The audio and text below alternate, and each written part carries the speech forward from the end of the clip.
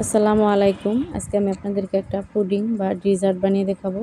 তো এই গরমের সিজনে এই ডেজার্টটা বানিয়ে খেলে খুবই ভালো লাগে। একদম এই ডেজার্টটা খেলে কলিজাটা আপনার ঠান্ডা হয়ে যাবে। এটা বানানো খুবই সহজ। মাত্র ৩টা উপকরণ দিয়ে আপনারা খুব অল্প সময়ে এই ডেজার্টটা বানিয়ে নিতে পারবেন। এটা দেখুন কতটা সুন্দর হয়েছে।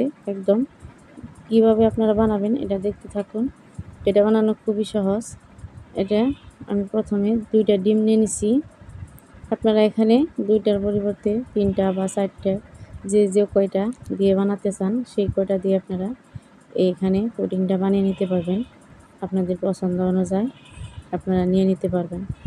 তো তারপর আমি 2টা ডিমের মধ্যে দিয়ে দিচ্ছি 1 কাপ চিনি। চিনিটা দিয়ে আমি ভালো করে এভাবে ফেটিয়ে নিব।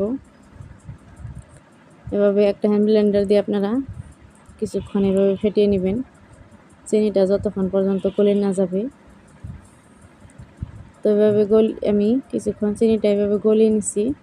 তারপর আমি এখানে জাল করে রাখা ভালো করে ঘন করে জাল করে রাখা 1 কাপ দুধ দিয়ে দিছি, কুসুম গরম দুধটা। তো দিয়ে আমি ভালো করে আবারও মিশিয়ে নিব। তারপর আমি এলাচের গুঁড়ো দিয়ে দিছি। আপনাদের হাতের কাছে যদি ভ্যানিলা এসেন্স থাকে তো সেটা দিয়ে দিবেন। তো আমার কাছে ছিল না, তাই আমি এলাচের গুঁড়োটা দিয়ে দিছি। তো দিয়ে আমি আবারও কিছুক্ষণ মিশিয়ে নিছি।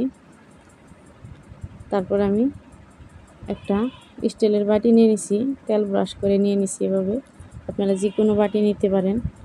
তো তারপর আমি আবারও কিছুক্ষণ এভাবে মিশিয়ে একটা ছাকনা দিয়ে এভাবে সেঁকে নিব। আপনারা যে কালো কালো দেখছেন সেগুলো হচ্ছে এলাচের গুঁড়ো। তো আমি এভাবে সেঁকে নিছি ভালো করে। তো তারপর আমি একটা কড়াইতে পানি গরম করতে দিয়ে দিয়েছিলাম। তো পানিটা দেখুন বলক চলে আসছে। তো বাটিটা আমি এই কড়াইটার মধ্যে বসিয়ে দেব। তো এভাবে বসিয়ে দিয়ে আমি ঢাকনাটা দিয়ে দিব। তো আমি ঢাকনাটা দিয়ে আমি ছিদ্রটা একটা কাগজটা মুড়িয়ে আমি এখানে বন্ধ করে দিব। না দিলেও অসুবিধা নাই। তো এভাবে বন্ধ করে দিয়ে আমি দেখুন কিছুক্ষণ এটা জাল করে নিব, মিনিমাম 20 মিনিটের মতো। তো 20 মিনিট পর আমি দেখুন ফিরে আসছি।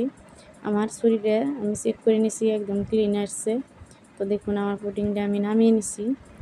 তো তারপর আমি এখানে বাটিটার থেকে আমি একটা প্লেটে এভাবে ঢেলে নেব। তো এখন গরম আছে, তো আমি ফ্রিজে রেখে দেবো কিছুক্ষণ আমি ফ্রিজে রেখে দিয়ে তারপর ঠান্ডা করে আমি নামিয়ে একটা পুদিনা পাতা দিয়ে আমি ডেকোরেশন করে নিছি। আপনারা যে কোনো চেরি দিয়ে ডেকোরেশন করে নিতে পারেন।